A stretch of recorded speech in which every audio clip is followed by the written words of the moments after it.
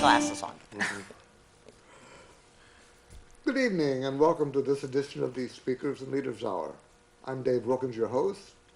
This is the program that comes into your home once a month on the second Tuesday from 7 to 8 p.m. and we're live here in the Allen County Public Library. We took part of the summer off so we could regroup and get ourselves ready for a fantastic fall and a very busy Toastmaster parliamentary season that will commence, well, starting with tonight. And tonight, we here on the panel are about to talk about the organization of Toastmasters. And a little later, we'll talk about the parliamentary world. We always say that Toastmasters is the best kept secret. And we don't really know why, but there's always people out there that haven't heard of us, or they don't know exactly what they do. Or they think incorrectly, or they just get up and give speeches.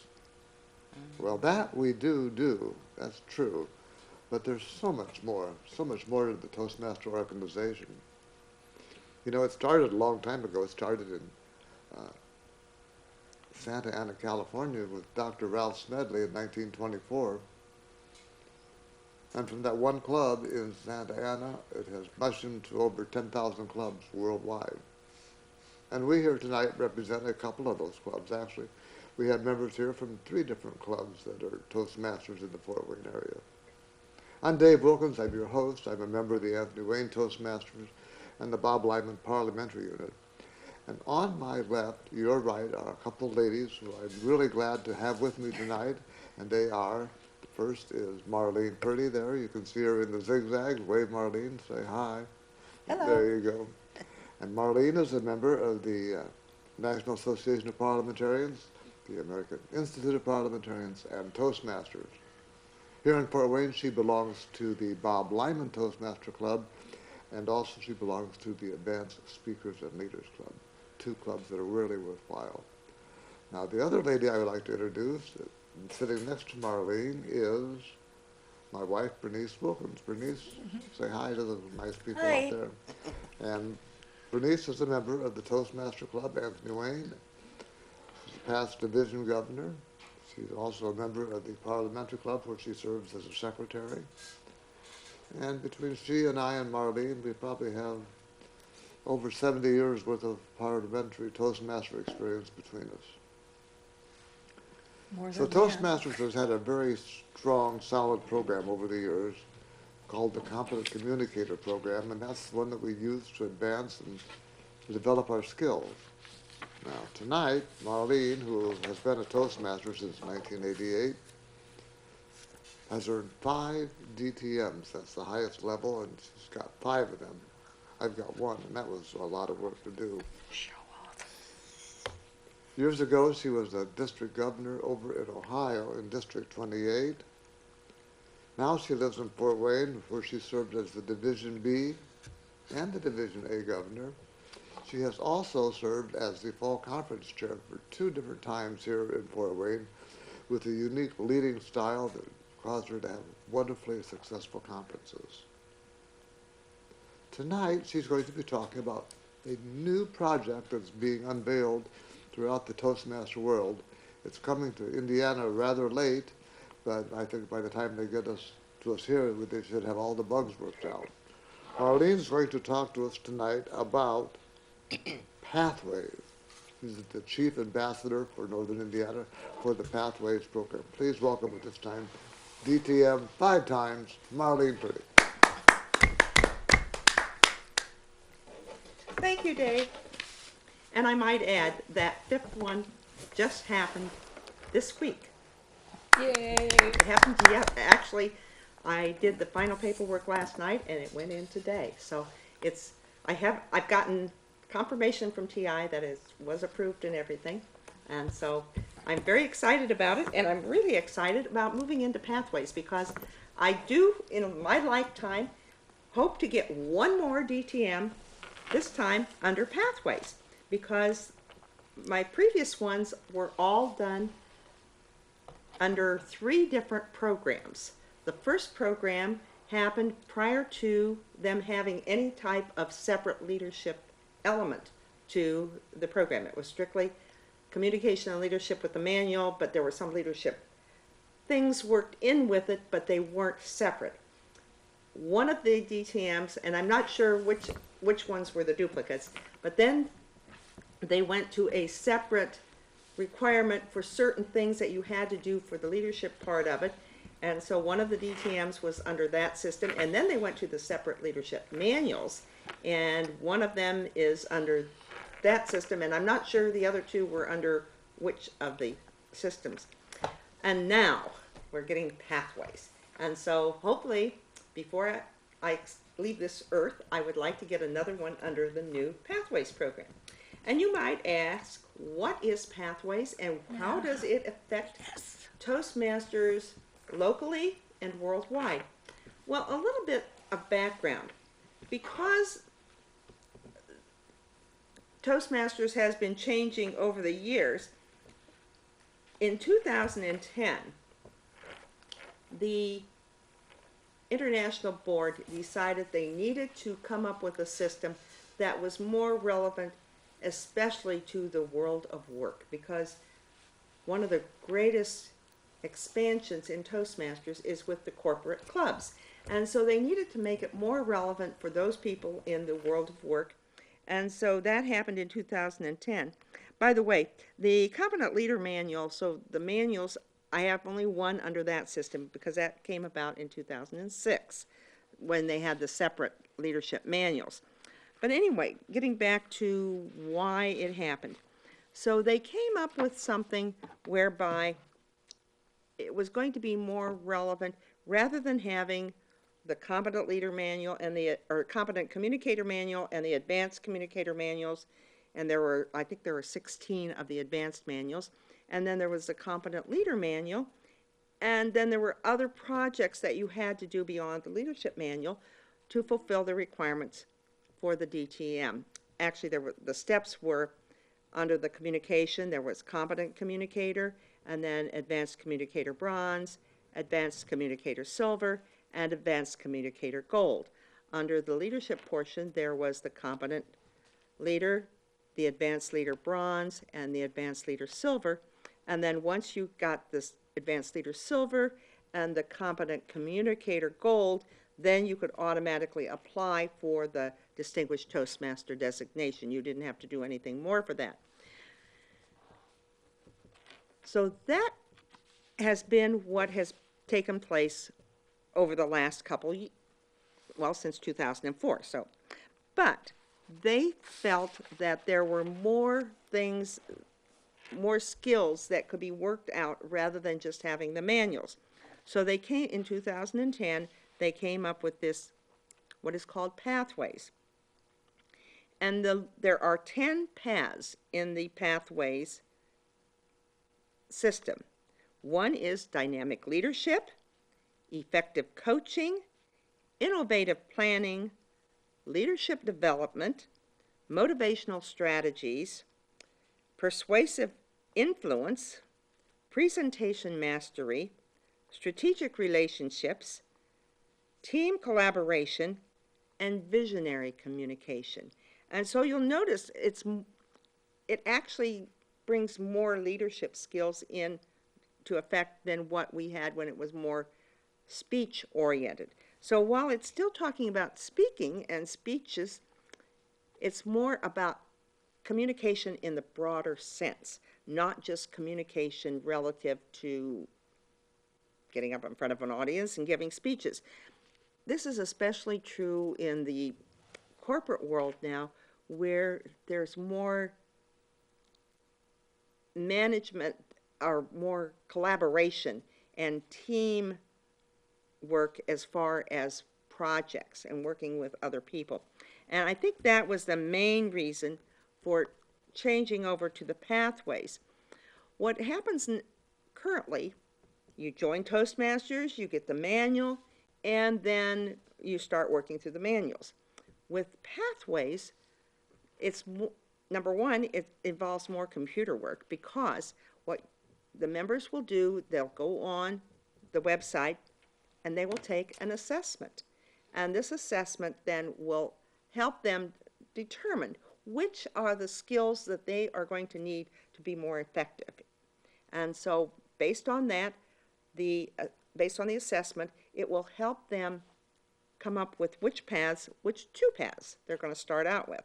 Now, just because the assessment says that maybe you should work on dynamic leadership and effective coaching, if you want to be concerned more with innovative planning, you can take a different path if you so choose. But they suggest it, and then you determine which paths you're going to work on. And so normally people will work on two paths at the same time per club, and this becomes a little more confusing for people like me, who is in more than one club. So you will have paths that are distinctive for that club. So if you're in another club, you may want to have two different paths so they don't get confused, because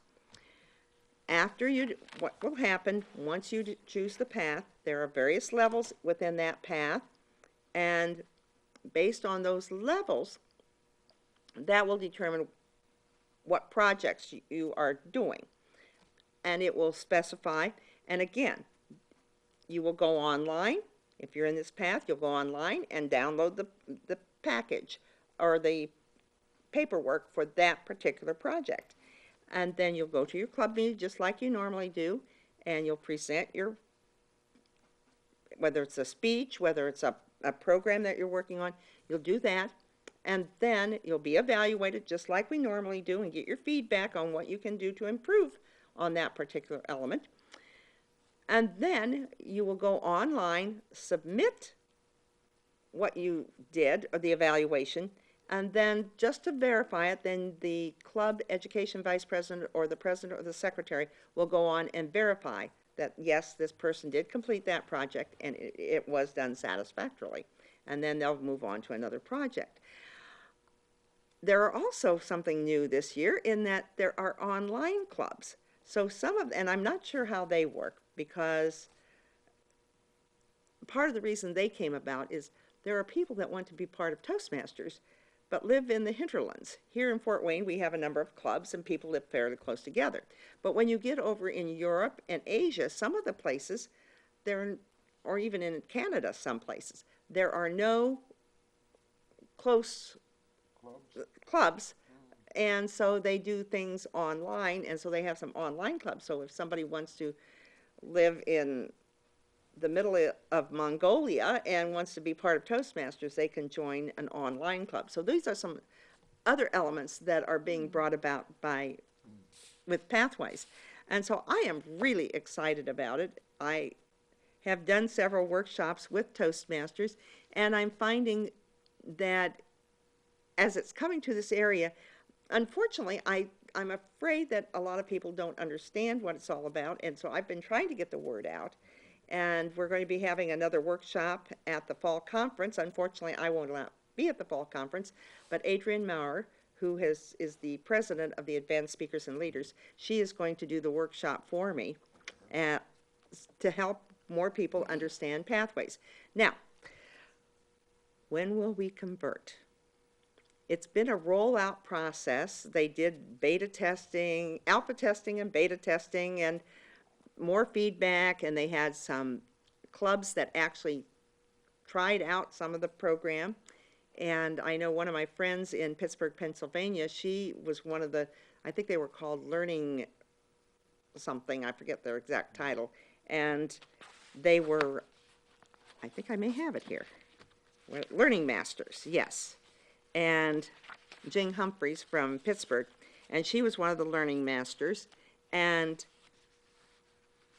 she is a member of several clubs, and I'm not sure if both of her clubs that she belongs to, if they participated or just one of them, but they actually tried out some of the projects ahead of time, and then they got feedback from the people as to how they worked.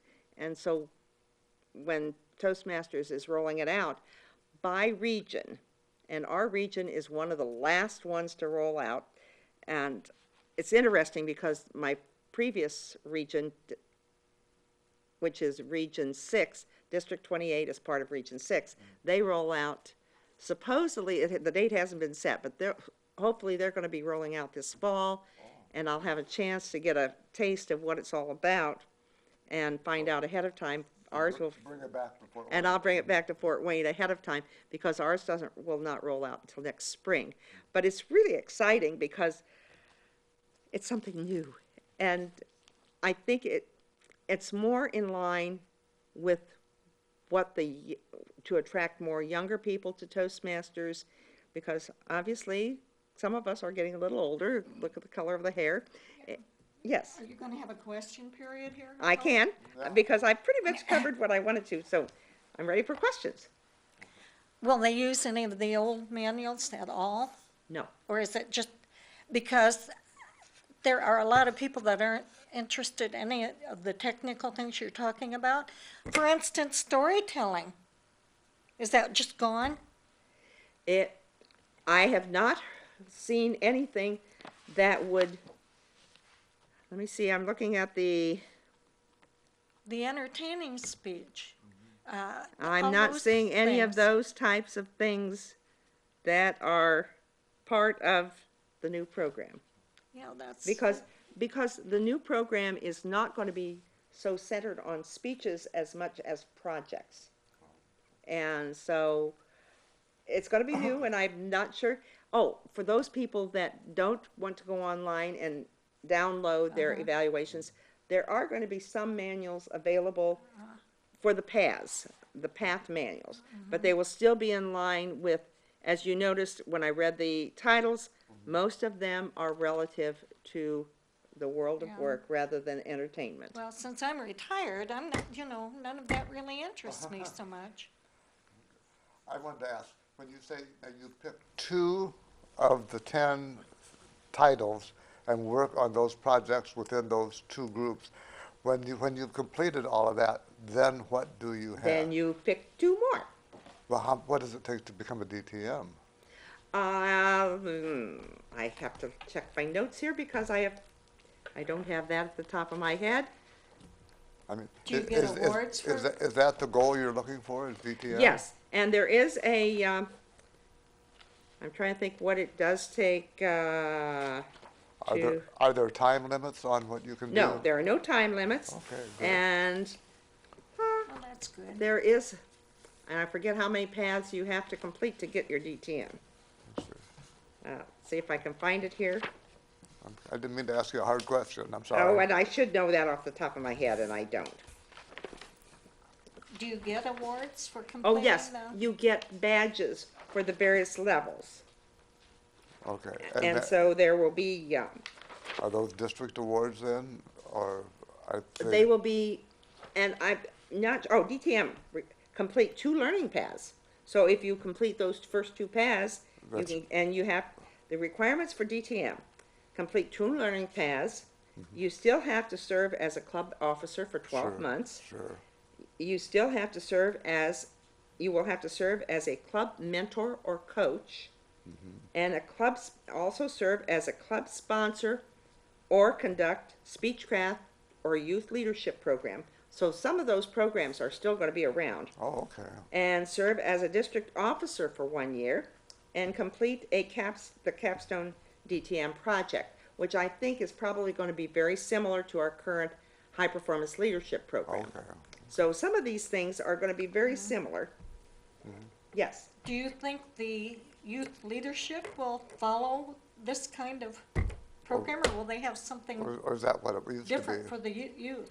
I have not heard anything changing of the youth leadership program, at least at this time yet. Okay. And the speechcraft, I have not heard anything, although since we go to the paths, I'm imagining that's probably going to be changing I would also, think but I so. don't know. I would think I so. might mention, for the district officer, one way to get credit for a district officer is to serve as an ambassador or a pathways guide. So those 2 can, Oh, those are officers now, recognized officers. they will be recognized as district officers. I see. Okay. So that's something that we can, yes. You talk about people joining a online club. Within our Toastmaster Club over the past 2 or 3 years, not so much this year, we've had people from one of the local colleges who have online courses, and they have taken an online speaking Speech. course. And it was interesting to see how that worked. And I personally, maybe it's just me, I'm kind of dubious of sitting in front of a microphone at home and a little tiny TV camera and giving a speech. It's not the same thing as standing up in front of an audience and talking to a real life group. Well, I have one of them tell me that they're supposed to get 5 of their friends or family, somebody together and present to them. Oh, And then they have a form they're supposed to fill out after hearing this speech, telling what they saw and what they heard. The only problem I have with that is that they're not really being evaluated by their peers, by people that maybe know what to look for. It's not the same thing as being evaluated by another Toastmaster, but that's how it works. And so I'm not sure exactly how the online clubs are working yet. There are some in effect currently, but I'm not sure, I'm not familiar with anybody who has actually been part of it. okay. Well, thank Do you, you have Mark. anything else?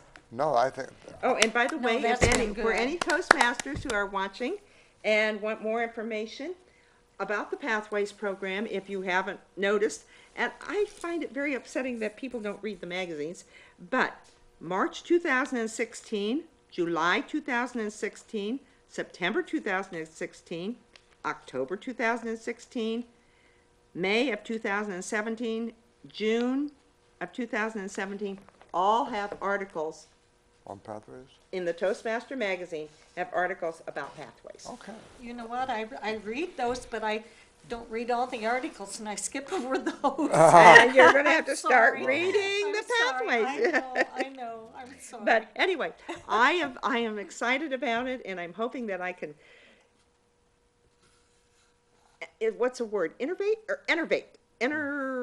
Energize, I guess is the word. People to want to be part of Toastmasters. Energize is the word I want. Okay. Very good. Well, thank you, Marlene. Very good, very good. One thing we didn't address, and I think we probably should, if there is anybody out there within the Toastmaster program, once this goes into effect, which apparently will be in the spring of next year, we still have a certain amount of time to, We have 2 years 2 years from when it starts, to finish whatever. to finish whatever we're doing on our regular manuals. Okay, that's good, that's good. Okay, now my next task will be to introduce Berniece Wilkins Yes. with a topic that she's going to be talking about. The only thing that I have not been able to do is determine what it is that she's going to be talking about. Oh. Now, she's going to be talking about something relative to Toastmasters or something. So with her speech entitled Something, Let's Talk Toastmasters, please welcome Berniece Wilkins.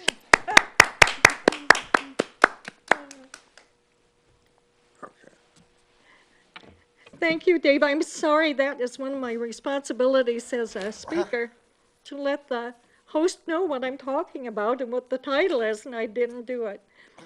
Let's talk Toastmasters, of course, what else? That's what the whole program is about. And I'm kind of glad that Marlene was first, because I want to talk about why people come to Toastmasters, and it very much has to do with the workforce, with your career, I guess I want to say. More than one of our members has come to us because their boss told them, get thee to a Toastmaster club. And they thought, well, why should I do that? After all, I took a class in Toastmasters in high school. I even took a class in college. I knew I was going to be needing it when I entered the workforce.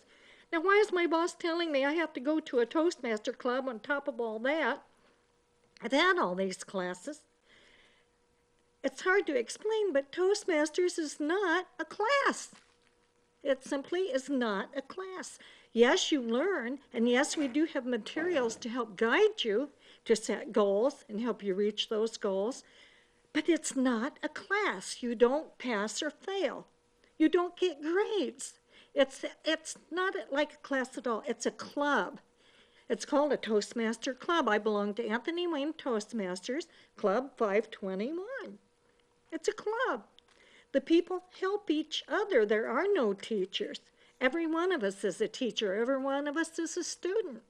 And we help each other. It's more like a workshop where we have a goal and we are part of a team. All of the club as part of your team, and someone is appointed to be your evaluator. Notice I didn't say they were going to critique your speech. No critiques. There are no critiques of the speeches. You know, they talk about constructive criticism. I don't think there is any such thing as constructive criticism. Criticism is criticism, and criticism hurts. We evaluate, and what that means is that we try to find the things in your speech that were good. We try to find that first to help encourage you, show you that you can be a good speaker. You do have some good qualities. Then we very gently and kindly point out where you can improve, and maybe even explain what you could do to improve. Like, you know, perhaps you could have a little more eye contact. You were looking down at your notes a good part of the time, so try to look around the room a little more. Maybe try to smile, try to seem friendly so your audience will be more accepting of you. Just gentle little hints to help you be a better presenter. I know Marlene was talking more about the leadership part of it, and yes, Toastmasters has two parts. The first part is speaking, but there's a second half to that equation, leadership. And we are going more strongly into the leadership part of the program. That doesn't mean that if you are, say, a factory worker or you're flipping hamburgers at McDonald's, that you shouldn't be interested in this program. Remember, somebody has to be the manager of that McDonald's. Somebody has to be the district manager and go around and visit all the McDonald's stores. Somebody has to eventually go up the ladder and become vice presidents, maybe CEO. That seems far-fetched, but hey, this is the real world. People really are in those positions. It may as well be you. You may as well not be there flipping the burgers the rest of your life. Aim high. I don't care what position you're in life. Aim high. Aim for the very best. You know what they say, be the best that you can be. That's true in any area of your life. And Toastmasters can help you. They really can with the speaking part so that you can relate to your customers, sell your product, sell yourself to your boss, to whoever, to your girlfriend or boyfriend. Sell yourself. And then beyond the speaking part, the leadership part. How to be a good leader. And that can come in anywhere in your profession, even in your personal life. You can be a leader for your bowling league. I'll even talk about that more in the parliamentary part of the program. Being a leader, even in your bowling league. Toastmasters is for you. Toastmasters is for everybody. Don't think that just because you've had some classes that that's all you need. And especially if your boss tells you that you need to polish your presentation skills. If your boss says so, then believe him and get thee to a Toastmaster club. Dave? All righty. Thank you, Bernice. You were talking about the importance of belonging to Toastmasters, and Marlene was talking about the importance of the new new program coming up. And Toastmasters is not exactly a serious club. In fact, part of the year we have fun when we have our humorous speech contest. And that goes on throughout the whole Toastmaster world and usually goes up through the level of district. And the speech can be anything. It can't be a series of one-liners. It's supposed to be a story that you tell.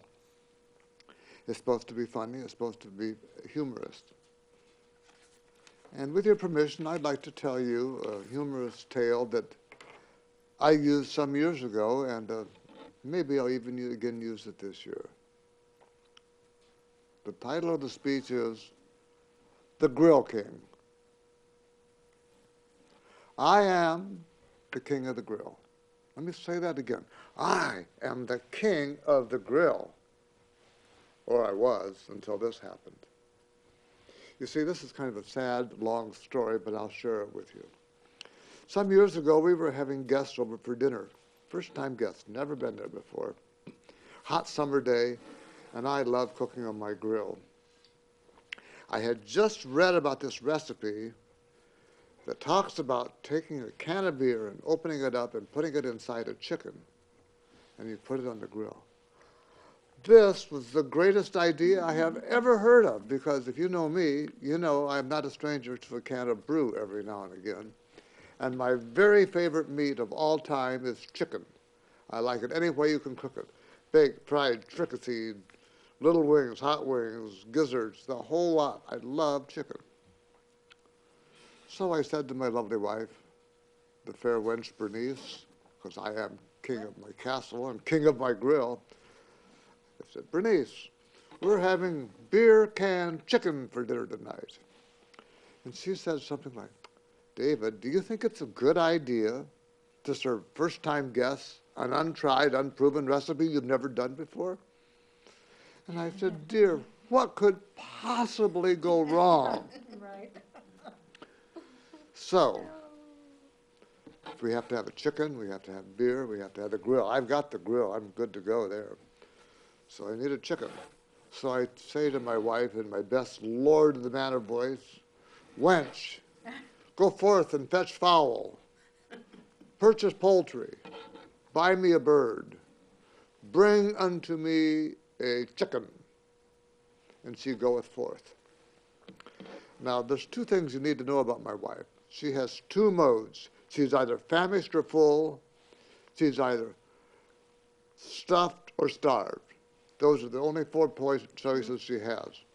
Unbeknownst to me, I sent her off in a starved, famished mood. When she came home, I said, did you bring me a chicken? She said, I did. And I opened this package, and my God, this chicken was the size of a pterodactyl. It had the wingspan of probably 20 inches. Now, the thing said, what you do is you pop the can of beer, you take the bacon, and you shove it up the chicken's. Well, actually, I'm getting just a little ahead of my story. What you do is you put the can of beer in the chicken, and I looked at the can of beer, and I looked at the chicken. Now, there wasn't room for a can of beer in there. There was room for a six-pack. Now, I'm willing to invest a can, maybe two, but a six-pack, I don't think so. So we had to go to Plan B. And it was getting late, so I rubbed the chicken down with the rub and inside and out and everything. And then I got the spit out. I'm not very good at this, but I read Martha Stewart, and I knew I could do it. I got the spit in there, and I got the strings crisscrossed right across the legs and wound around the wings. And Martha would have been proud. She would have said, it's a good thing. And it was a good thing. And we put it on the grill. Now the spit's going, meh. Bernice is sitting outside by the front door, crocheting, as she does often. And I'm sitting there with a can of beer, different can of beer, and I'm sipping it. And all of a sudden, Bernice says, David, that there's flames coming out from under the grill. So that just gives it a flavor. That's what it is flavor. She said, but then the smoke alarm in the kitchen went off, and we're sitting on the patio. She says, perhaps you ought to open the grill. So I opened the grill. My God, flames shot up everywhere. Did you know that chicken are flammable? They should put on the package, caution, contents will burn if exposed to fire. So here's this chicken, this flaming chicken, going around and around on my spit. So I put it out with the beer can that I did not use to put inside the chicken, closed the lid and said, there, we're ready to go again. All of a sudden, now we're hearing, and I opened that grill, and for all the world, like that chicken is trying to get out. And what's going on is that all those strings that I crisscrossed so beautifully, I talked about the conflagration a little bit ago, they all burned off. So now the chicken's trying to get off the spit. So I burned myself tying it up again, not nearly as neat as the first time, but I did get it tied up. And we commenced to cook that chicken. Our guests came, Bill and Barb White. And when I was telling this story to Barb White, she laughed so hard she almost fell off her chair. And the deal is that we had chicken that was kind of browned on the outside, pretty good on the inside, but real close to the center, it wasn't quite done. There was a little balance between heat and time that I didn't have quite right. It was good. Everybody said it was interesting. They didn't say it was great. I said it was good. Then the next morning, finally, I found out what was going on with this chicken. Because, you see, we had to weigh it yesterday, and I had forgot to mention that part. Because how do you weigh a chicken? Well, we got the scale from the bathroom, and I set my wife on the scale. Then I handed her the chicken, and I weighed her and the chicken. Then I subtracted the two. That chicken weighed more than a small turkey. It weighed like 7.5 pounds. So, am I the grill king? You be the judge, Madam Toastmaster. Okay, well, now we'll go into the evaluation portion of this. And I believe I was the first evaluator who evaluated Marlene. Marlene was speaking for the basic manual, and that was Persuade with Power. Her goal was to give us a presentation that she was well versed in, and she knew what she was talking about, and she was persuading us to take a particular view. You are a very credible source of information. You do everything really well. You have good eye contact, good pauses, you do natural Toastmaster stuff, and you're enthused. And that's what carried this speech, because you are so enthused about this product. The one thing I think you might do a little bit different is have a little bit stronger opening. I don't know, like pathways with music or something, or a big sign that says pathways, anything to grab your audience right away. But overall, I really liked it. I thought that the detail that you gave was very informative, and it was what we needed. Your sincerity and your clarity really carried the day. So thank you. A great presentation. Okay. That is yours. And let's see, and then you've evaluated Berniece, I believe. Is that right? Do we have to come up there? Yeah, come on up here. Sure. I wondered. Marlene Purdy will evaluate Berniece.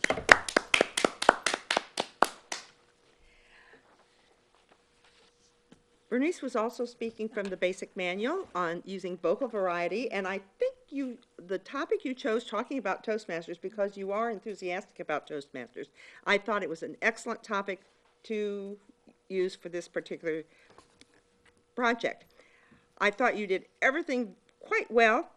If I had any suggestions at all, what I liked best about it was your enthusiasm, but if I had any suggestions for improvement at all, I felt that you kind of rushed a little bit. I thought you could have slowed down a little bit, although I had taken up so much of your time, you didn't have a lot of time. So I apologize for that.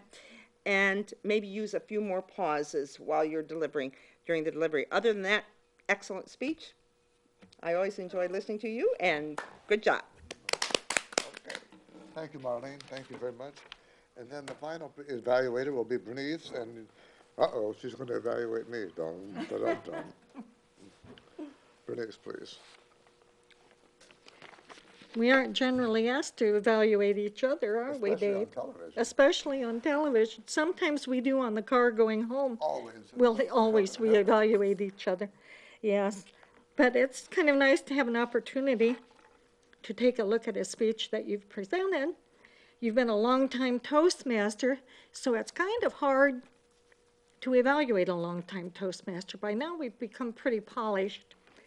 You picked a great subject for a humorous speech, because this, I can tell you from personal experience, is a true story, and they're always the funniest. And even though he embellished on them and made them funny, those things really did happen. The chicken did catch fire. The wings were going like this. It was terrific. It was really funny. You were well prepared, because I know you've done this speech before. This isn't the first time. In fact, people are always asking him to do it. So that's the hallmark of a pretty good humorous speech, I think, when people want to hear it. It was organized well. You led people along the garden path and then smacked them with the funny part of the speech. Perhaps you could smile a little more. For a humorous speech, you were deadly serious, I thought. You didn't smile. Well, maybe you were serious. Your chicken was on fire. I mean, you know. As far as what you could have done differently, I thought that you had left out. I thought the weighing of the chicken was so funny. And then after I wrote it down, you turned around and you stuck it in at the end about weighing the chicken. And that was particularly funny. I'm glad he didn't tell how much I weighed. No, it's a chicken. He told, and the chicken actually, I think, was closer to 9 pounds. I was hungry. It was one big chicken. The things that I liked the best, of course, I said it was a true story. No notes. That I always think that is so much better. Although there's nothing against using notes. That's okay if a person needs them, if they use them well. But you never seem to need notes. And another thing I like to mention is that Dave always looks so professional when he's at a Toastmaster club, whether he's there to give a speech or to be the Toastmaster or just to be a member of the audience. He dresses to the nines, and I think that's just wonderful during this time when people tend to dress down instead of dress up. So you always look good, you always look professional, and that lends to any presentation that you give. Good job, Dave, very good job. There you go. Thank you. If in the booth we could take a little bit of a break and do our PSAs, we'll come back in just a minute then with parliamentary hat. Thank you, Dennis.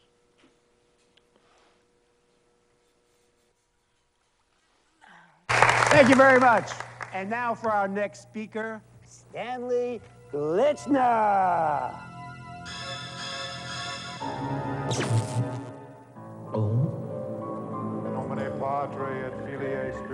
Speaking in public doesn't have to be a death sentence.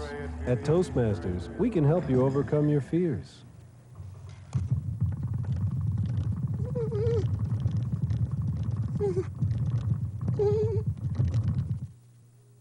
I'd like to begin tonight with a little joke. This guy, he's a farmer, and he says, hey, hello, sorry. But seriously, folks. Speaking in public is no joke. Farmer says, doctor says, chicken says. For help, call Toastmasters, the public speaking support group. The chicken. All the education in the world won't help you get ahead in life if you can't express your ideas effectively. Every day, competition for advancement gets tougher and tougher. You need an edge. A Toastmasters club can give you that edge. A low-cost learning experience for men and women. Toastmasters gives you the confidence to express your ideas to anyone. Get the Toastmasters edge.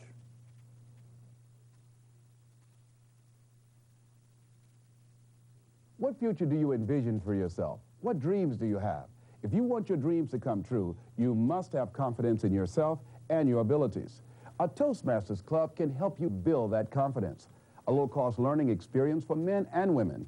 Toastmasters shows you how to express yourself clearly and effectively. Make your dreams a reality. Join a Toastmasters Club.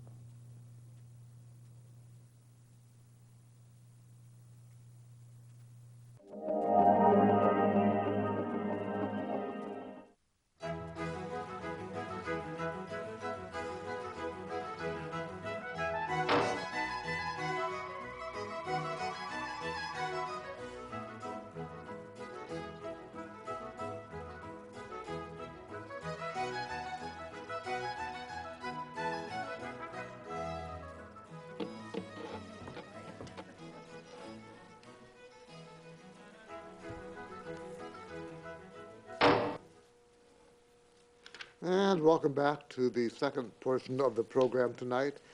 Before I go any further, I would like to thank several people. Our technical director tonight is Otto Boucher. He's part of Access Fort Wayne, and he does a great job every time he's here, and he really helps us out. Not to forget Dennis Osborne, who's taking care of the audio and all the microphones and any of the calls we haven't had yet. And then we have two great cameramen. One is Jim Mount, and the other is Ben Wilkins. I know both of them quite well. Ben is my grandson, and Jim Mount I've known for years and years, and he's helped us out a lot here. Of course, this is Access Fort Wayne, and if you would like to do a TV show here at Access Fort Wayne, all you have to do is come down and make an appointment and talk to any of the staff with your idea and what you'd like to do, and they will get you on the air and with a program. This last portion tonight, we're going to sit down and have a roundtable discussion about Robert's rules and where we can use them and where some people go wrong and what we can advise them to do. So with your permission, I'm just going to take a seat, and then we'll go to a long shot, and we'll be able to see all of us at one time. There we go. That's perfect.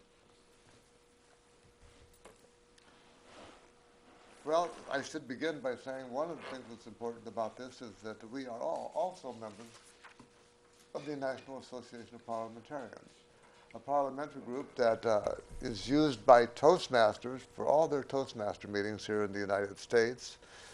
And aside from that, they also have local units, groups that get together to study and practice and preach and help other people learn about Robert's rules. To that end, all three of us are members of the National Association of Parliamentarians, the Bob Lyman unit here in Fort Wayne, Indiana.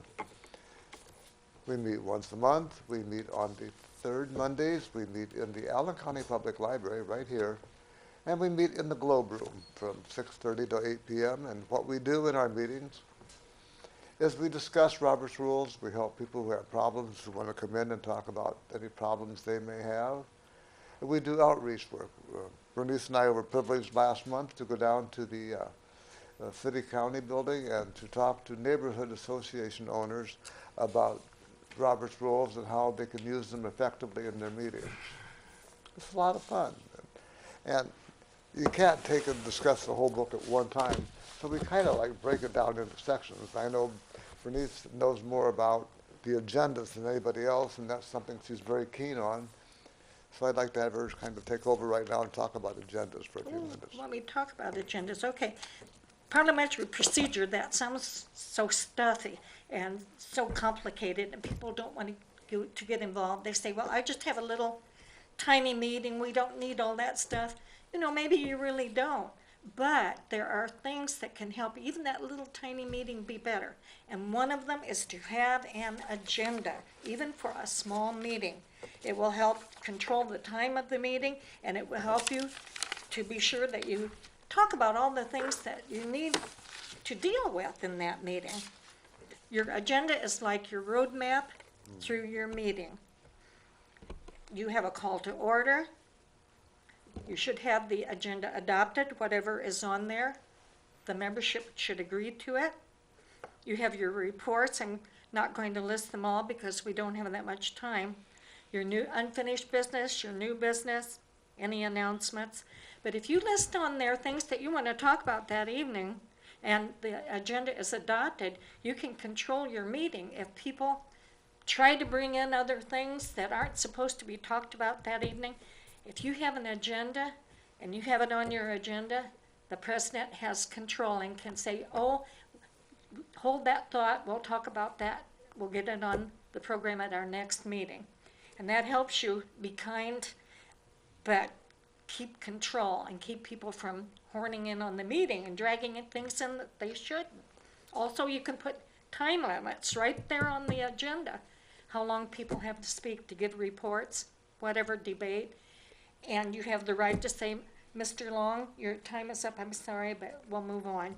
And you can do it and be kind. The president should always try to be kind to their members. And this is the way the president can control the meeting through the agenda. One simple little part of parliamentary procedure can help your meetings be more effective and be shorter.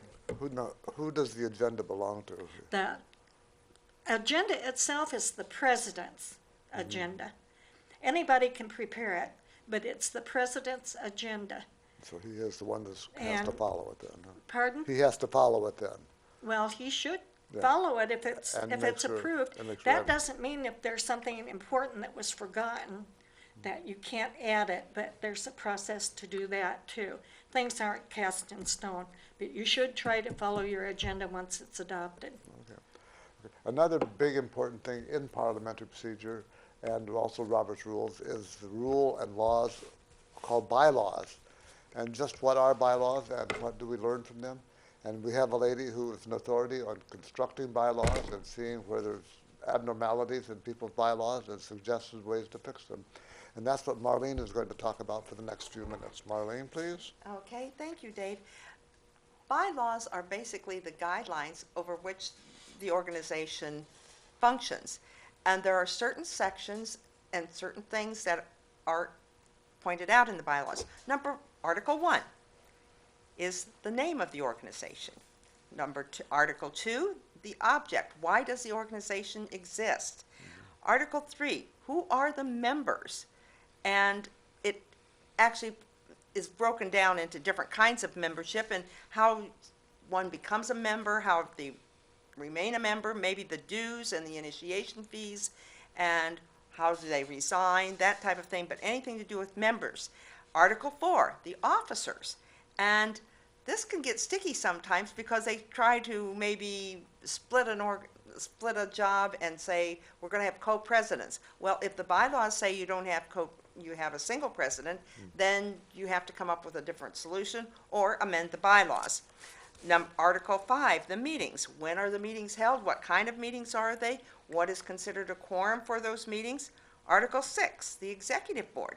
Who are the officers and who makes up the executive board? Article 7, the committees. Are there standing committees, or is there a provision for committees that are ongoing? Temporary committees can be added as you go, but the standing committees and what their function is and how long they are in, how they go about being appointed or elected, how are the committees selected?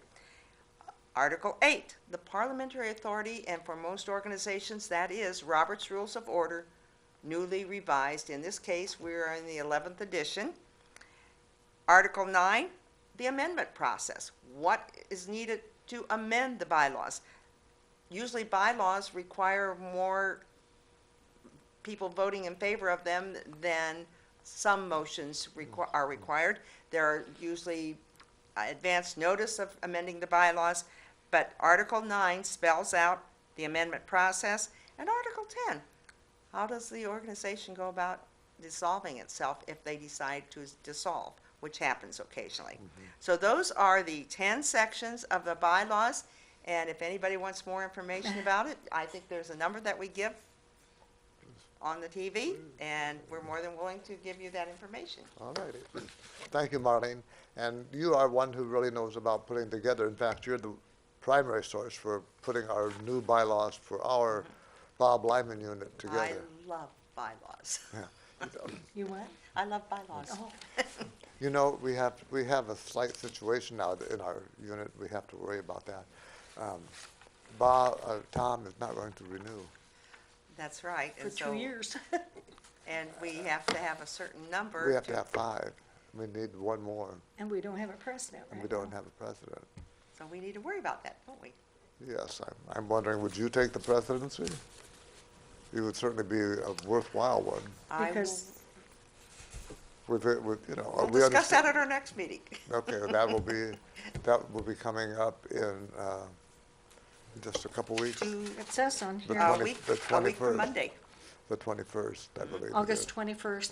Correct. Right. It's okay. on the Also- agenda. Yes.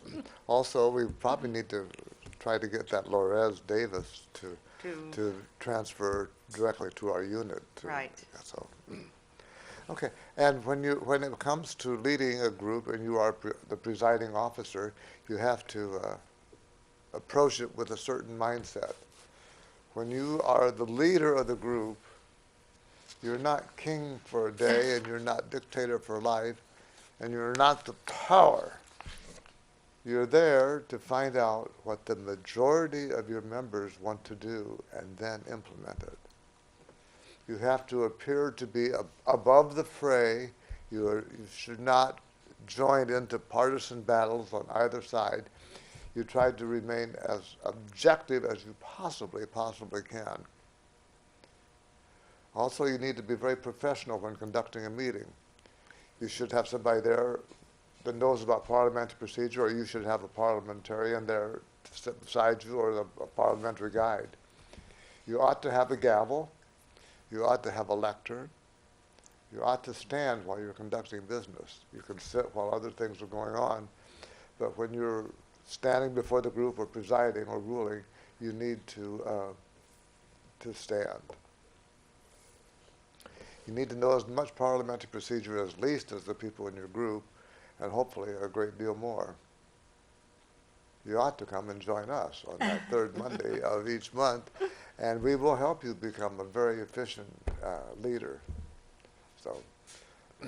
So we are running rapidly out of time here. We only have down to our last couple minutes, so I always like to give people their last minute of their scout minute to say whatever it is they would like to say. And Marlene, would you like to start? Oh, yes, I would like to invite everybody to attend our Bob Lyman Toastmasters Club meeting, which meets on the 2nd and 4th Mondays, 6:30 at the Northcrest Pizza Hut. I'll give a plug for them. Many people come between 5:30 and 6 so we can have dinner, because dinner is really, really good. And then the meeting starts promptly at 6:30. Again, the 2nd and 4th Mondays of the month.